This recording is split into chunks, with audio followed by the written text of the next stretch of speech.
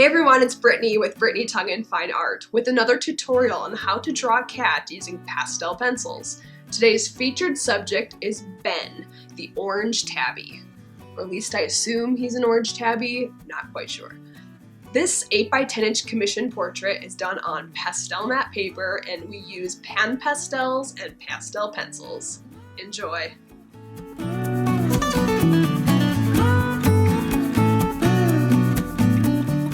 I began by filling in the background with white pan pastel, and this is because I wanted to get the background blocked in before the foreground was started. I didn't end up keeping this white color, but it would have been a good preemptive move had I kept the white. More on that later. The way I work is I typically divide the animal into quadrants, and I start on that top left. I block in the dark colors, usually with the PastelMat because they're a bit harder pencil and they work really well for those base layers. And then I proceed to fill in any medium or lighter areas and blend those together with my fingers to drive it into the tooth of the paper. I then go over the top of those blended base layers with typically a lighter colored, softer pencil, such as those carbothellos. Usually I'll use the light yellow and warm grays to really define those strands of hair that are within those striations on these tabby cats.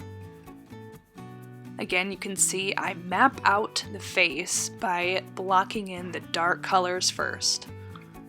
Pastels can sometimes be a little bit frustrating in that you may not have the exact colors that you require, so I often find myself trying to alter the colors a bit with grays and yellows in order to mute the more vibrant colors and keep things looking a little bit more realistic than they otherwise would be.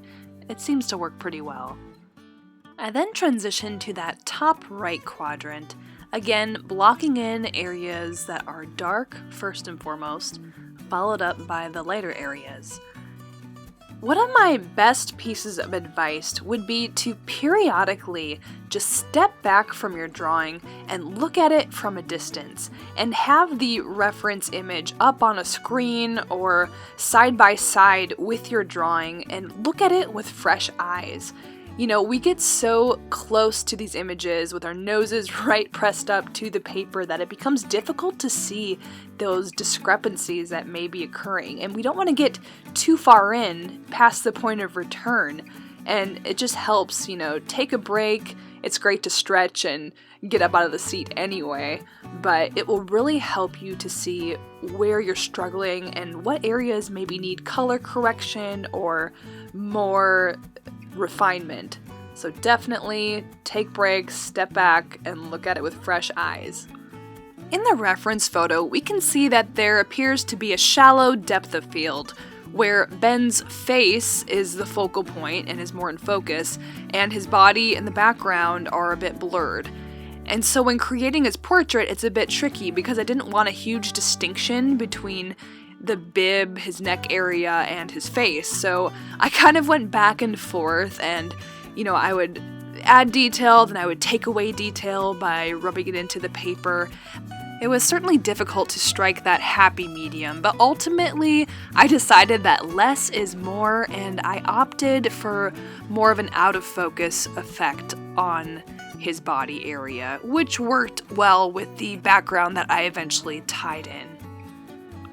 At this point, I knew that I would be adding a more colorful background, and so I neglected to add any fine hairs around the perimeter of Ben's face until I was done with that background. As you can see, I use those PanPastels to add an earthy brown color.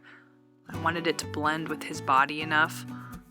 And then I go with those white pencils, light yellows, and add the final touches. I had a little bit of a battle with the whiskers this time around. You can see me erasing a bit, which I do not recommend. Generally, you just want to have one go at the whiskers. Makes it much easier. Another tip is to smudge the base of the whisker a bit for a more natural look. And once you're done adding the final touches, voila!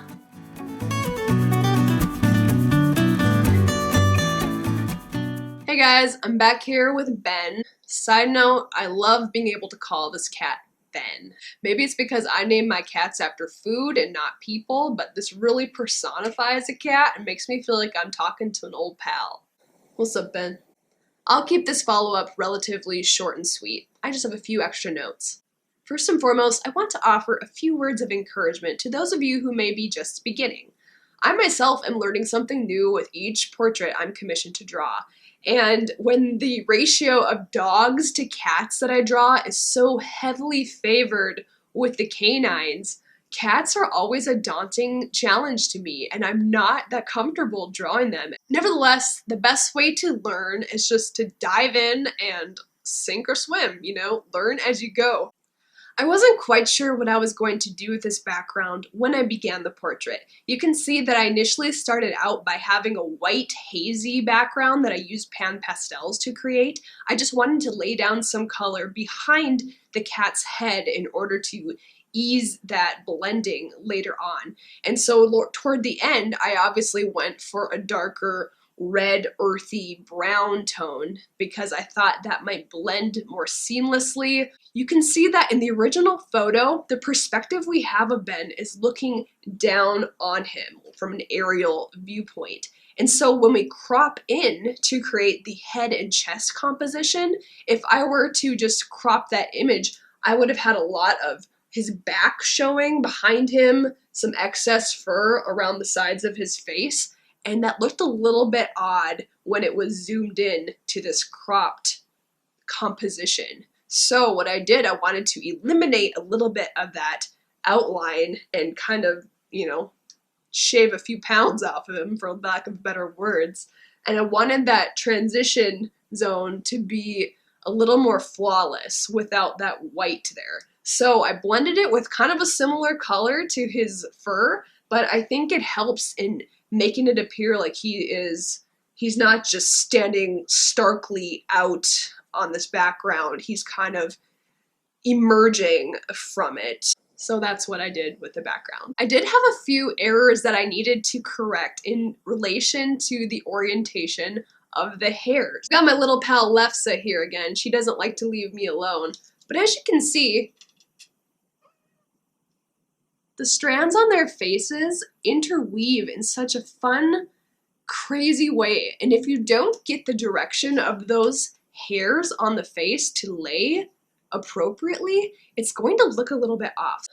If you're unable to see the detail in the reference photo, make sure you're Googling images of cats. Just type in cat headshot and really look at the way that those hairs are laid down. You want to make sure that you're pretty accurate with the way that those strokes are implemented on your paper, because it really adds to the realism, and vice versa, really takes away from a portrait if something is even just a little bit off. And that's what I initially did with this right above this nose area. I just didn't have it quite right because my reference photo is a little bit blurred.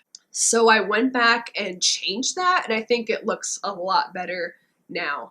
Well, that's all I have for you guys today. If you like this video, let me know and share it with your friends. Comment below with any questions or suggestions for future content, and subscribe for weekly videos out every Thursday.